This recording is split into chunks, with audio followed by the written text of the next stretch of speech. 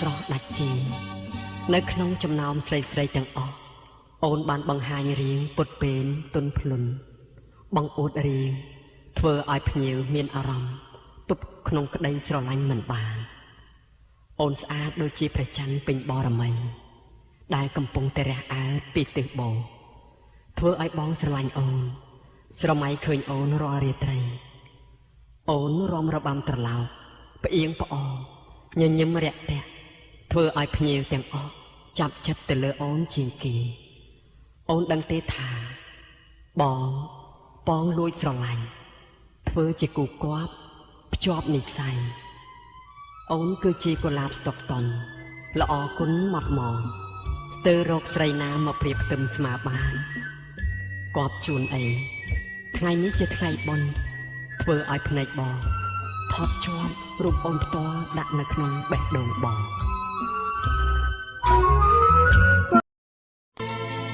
ហេតុអ្វី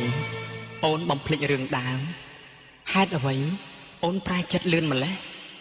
អូនភ្លេចការយើងរត់គេចពីឧបសគ្គកាត់ក្រំកាត់ផ្សែងងងឹតកណ្ដោយកណ្ដែងឆ្លងកាត់ព្រៃធំផ្សងវាសនារកសេចក្តីសុខសាន្តពេលអូនភ័យខំបានស្រន់អស់អ្វី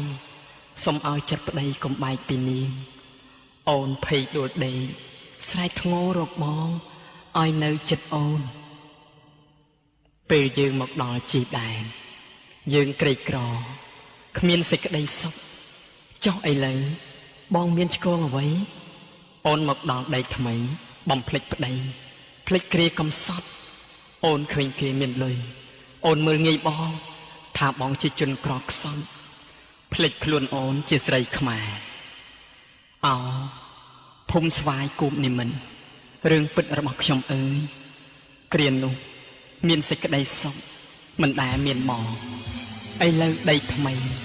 ស្រីប្រែបែកខ្នងផិតចោលរូបបង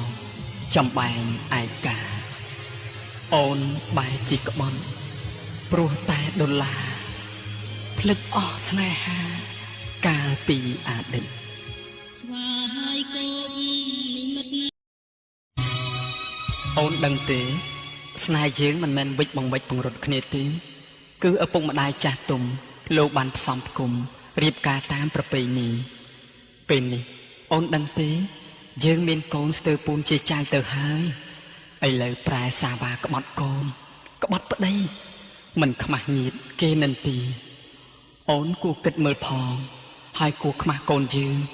ពេលនេះវាធំហើយឈប់គិតទៅកូននេះជាកម្មយើងទេកូននៅមានឪមួយជួយស្ទួយឲ្យកូនសិក្សា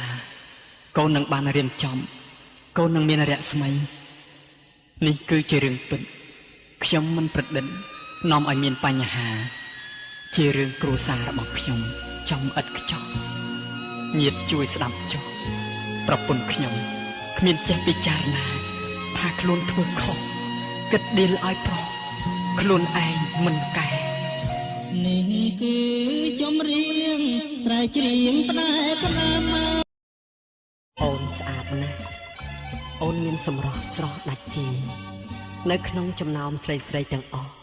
អូនបានបង្ហាញរៀងពុតពេនទុនភ្លុនបង្អួតរៀងធ្វើឲ្យភ្ញៀវមានអារម្មណ៍ទប់ក្នុងក្តីស្រឡាញ់មិនបានអូនស្អាតដូចជាព្រះច័ន្ទពេញបរមីដែលកំពុងតែរះអើតពីទិសបូរធ្វើឲ្យបងស្រឡាញ់អូនស្រមៃឃើញអូនរាល់រាត្រីអូនរំរបាំត្រឡោកផ្អៀងផ្អងញញឹមរាក់ទាក់ធ្វើឲ្យភ្ញៀវទាំងអស់ចាប់ចិត្តទៅលើអូនជាងគេអូនដឹងទេថាបងលួចស្រឡាញ់ធ្វើជាគូគប់ភ្ជាប់និស្ស័យអូនគឺជាកុលាបស្តុកតុនល្អគុណមកមកស្ទើររកស្រីណាមកព្រៀបផ្ទឹមស្មាបានគប់ជូនអីថ្ងៃនេះជាថ្ងៃបុណ្យធ្វើឲ្យភ្នែកបងថត់ជាប់រូបអូនផ្ទាល់ដាក់នៅក្នុងបេះដូងបងគប់ជូនថ្ងៃបុណ្យស្តុកតុន